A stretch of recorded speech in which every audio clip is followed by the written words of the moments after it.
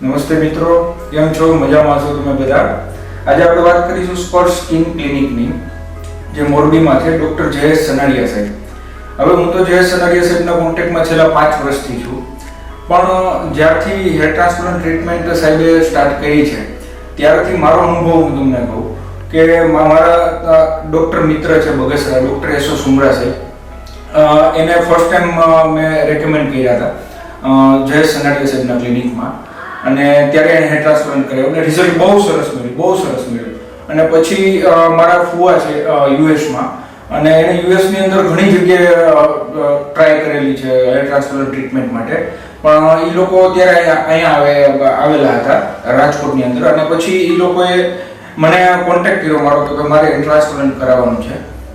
એટલે મેં obviously doctor Jayesh Sanariya સાહેબનો રેફરન્સ આપ્યો અને એનું બહુ સરસ રિઝલ્ટ મળેલું છે. અત્યારે યુએસથી સાહેબને વિડીયો કોલ બી આવે છે રિઝલ્ટ માટે કે ભાઈ કેવું રિઝલ્ટ છે, શું છે. સાહેબ એનો રેગ્યુલર ફોલોઅપ લે છે. અને ત્યારે આજે હું વાત કરવા માંગુ છું, આજે મારા એક બીજા મિત્ર છે, એને હું લઈને આવ્યો છું અહીંયા હેર ટ્રાન્સપ્લાન્ટ માટે, આનંદભાઈ કરીને છે, અને એનું પણ હેર ટ્રાન્સપ્લાન્ટ બહુ સરસ છે, બહુ સરસ રીતે અમે પૂરું કરેલું છે. અને હું અહીંનો અનુભવ કહું આ ક્લિનિકનો, સ્પર્શ સ્કિન ક્લિનિકનો, તો અમને કોઈ બી જાતની અસુવિધા કોઈ લાગી જ નથી.